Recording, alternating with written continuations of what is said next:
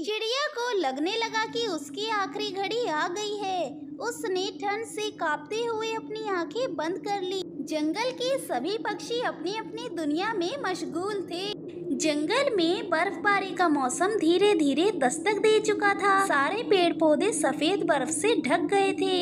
ठंडी हवाएं पेड़ों के पत्तों को झकझोर रही थी और जंगल के सभी पक्षी अपने अपने घोंसले बनाने में जुट गए थे। हर कोई जानता था कि बर्फबारी के बाद काफी ठंड बढ़ जाएगी, इसलिए सभी पक्षी अपने परिवारों के साथ लकड़ियां इकट्ठा कर रहे थे, घोंसले बना रहे थे और खाने का इंतजाम कर रहे थे। लेकिन इसी जंगल में गरीब चिड़िया भी रहती थी। वो गर्भवती थी और उसके पास ना तो कोई घोंसला था जिसमें वो रह सके और ना ही खाने के लिए कोई अनाज। बर्फबारी के इस कठिन समय में वो बहुत ही परेशान थी। उसे अपनी चिंता नहीं थी, लेकिन अपने होने वाले बच्चों के लिए वो बहुत ही परेशान थी। उसने कई बार कोशिश की कि वो भी अपने लिए घोंसला बना सके, लेकिन उसके पास लकड़ियां इकट्ठा करने की ताकत ही नहीं थी। उसके पंख पहले से भी कमजोर हो चुके थे और बर्फ की ठंडक ने उसे और भी कमजोर कर दिया था। जंगल के सभी पक्षी अपनी अपनी दुनिया में मशगूल थे। किसी ने उसकी मदद नहीं की और धीरे धीरे जंगल में हर कोई अपने घोंसले में सुरक्षित हो गया। चिड़िया बहुत अकेली महसूस कर रही थी। उसने सोचा, अब मैं क्या करूं? मेरे पास ना ही घोंसला है और ना ही खाना, और बर्फबारी बढ़ती ही जा रही है। अगर इस ठंड में मैं यूं ही बाहर रही तो मैं और मेरे बच्चे दोनों नहीं बचेंगे। अगले दिन जंगल में जोरदार बर्फबारी शुरू हो गई। चारों ओर बर्फ ही बर्फ थी। पेड़ों पर बर्फ की मोटी परत जम चुकी थी और ठंडी हवाएं पक्षियों के घोंसलों को भी हिलाने लगी थी। ऐसे कठिन मौसम में चिड़िया एक पेड़ की छांव में जाकर बैठ गई। उसकी हालत बहुत ही नाजुक हो रही थी और ठंड से उसकी सांसें जमने लगी थी। रात का अंधेरा गहराता जा रहा था और बर्फबारी बढ़ती ही जा रही थी। चिड़िया को लगने लगा कि उसकी आखिरी घड़ी आ गई है। उसने ठंड से कांपते हुए अपनी आंखें बंद कर ली और सोचा, क्या यही मेरा अंत है? क्या मैं और मेरा बच्चा इसी बर्फ में मर जाएंगे? जैसे ही उसने अपनी आंखें बंद की, अचानक एक चमकदार रोशनी उसके सामने आकर खड़ी हो गई।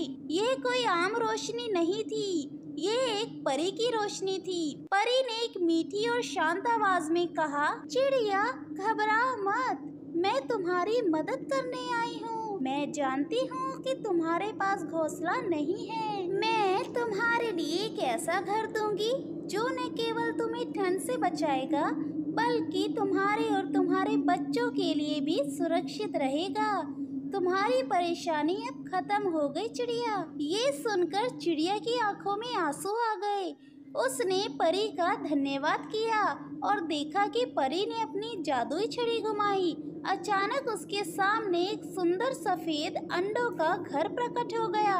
ये घर पूरी तरह से अंडों से बना था, लेकिन जैसे ही चिड़िया उसके पास गई, उसे महसूस हुआ कि घर के पास तो बहुत ही गर्माई है और उसे बिल्कुल भी ठंड महसूस नहीं हो रही। वो घर जादुई रूप से गर्म था। परी ने कहा, ये घर तुम्हारे लिए है चिड़िया। इस घर में रहकर तुम सुरक्षित रहोगी और तुम्हें ठंड का सामना नहीं करना पड़ेगा। चिड़िया ने घर के अंदर खुशी खुशी प्रवेश किया। उसे ऐसा लगा जैसे वो किसी स्वर्ग में आ गई हो।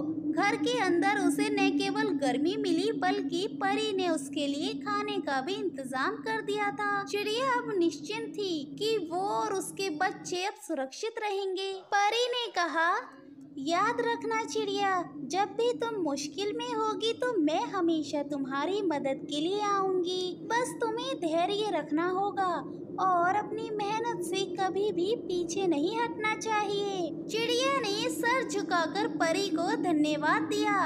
परी ने उसे आशीर्वाद दिया और धीरे धीरे गायब हो गई। अब चिड़िया सुरक्षित थी, उसका घर था और उसके बच्चे के लिए भी सब कुछ तैयार था। वो अपनी नई जिंदगी की शुरुआत करने के लिए बिल्कुल तैयार थी। जंगल में बर्फबारी अभी भी जारी थी, लेकिन अब चिड़िया के चेहरे पर मुस्कान थी। उसने सीखा कि कठिन समय में धैर्य और विश्वास से काम लिया जाए। तो मदद जरूर मिलती है। उसने ये भी समझा कि दुनिया में दया और करुणा का बहुत महत्व है और एक न एक दिन हमें किसी न किसी रूप में मदद जरूर मिलती है। अब चिड़िया रानी अपनी नई जिंदगी में बहुत ही खुश थी। वो अपने आने वाले बच्चों का बेसब्री से इंतजार कर रही थी। अब उसे किसी भी बात की परेशानी नहीं थी। परी ने उसे घर और खाना दोनों चीज दी थी, जिसके लिए वो दर बदर भटक रही थी। वो परी का धन्यवाद करती ही रही कि कैसे परी भगवान का रूप लेकर आई और उसकी जान बचाई। दोस्तों, आपको ये कहानी कैसी लगी कमेंट में जरूर बताना और वीडियो को लाइक किए बिना मत जाना। और हाँ, आपने इस कहानी से क्या सीखा कमेंट में जरूर बताना।